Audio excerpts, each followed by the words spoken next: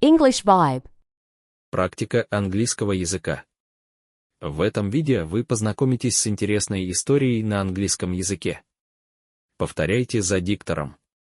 Удачи! English vibe. Last summer, my friends and I embarked on an amazing adventure to Italy. We spent our first day in Rome, visiting the Colosseum and the Pantheon. The history and architecture were truly breathtaking.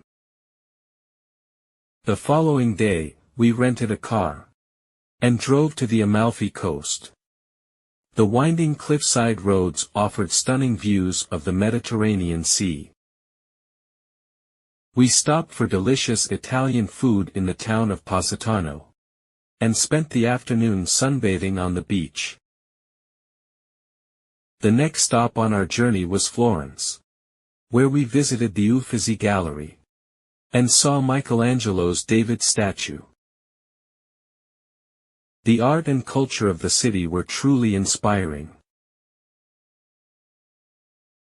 Our final destination was Venice, where we took a sunset gondola ride through the canals and watched the city light up at night. It was a magical end to an unforgettable trip. I can't wait to return to Italy and explore even more of the country's incredible beauty and rich culture. English vibe. Ты молодец.